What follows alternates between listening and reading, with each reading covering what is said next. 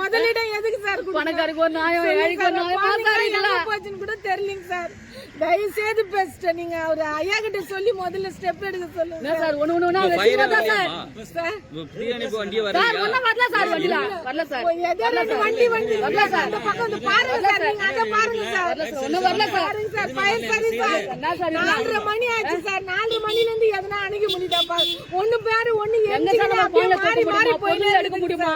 ஒரு பொருள் இல்ல எல்லாமே போச்சு. எடுக்க முடியுமா பாருங்க சார். ஒரு வீட் அது அப்ப சார் ஏதோ முள்ளு வாடி போச்சுனா எல்லா வீட்லயும் இன்னைக்கு கேஸ் இல்ல சார். இன்னைக்கு கேஸ் எல்லாம் வெச்சா என்ன சார்? எவ்வளவு பேருக்கு நீங்க நிவாரண நிதி கொடுக்குறீங்க சார்? என் பேர் பேபி சார். சார் வண்டி இது வரைக்கும் ஒரு ஸ்டெப் எடுக்கல சார். யாருமே ஏழைக்கு ஒரு நியாயம் பணக்காரருக்கு ஒரு நியாயமா சார்? அதே ஒரு எம்பி வீட்டுல எம்எல்ஏ வீட்டுல முதலமைச்சர் வீட்டுல அவங்க வீட்டுல தான் சார் முதல்ல வந்து பாருங்க சார். எங்க நிலைமைங்கள இந்த கோத குட்டிலாம் பாருங்க சார்.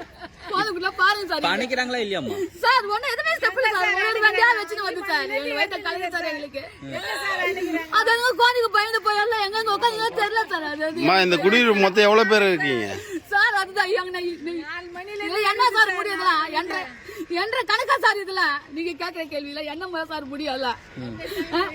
இத்தனைக்கு நைட்ல வச்சா கூட ஒரு நாய் இருக்கு சார். நைட்ல வச்சுன்னு சொல்லலாம் சார். பகல சார் 5 மணிக்கு வந்து வண்டி சார்.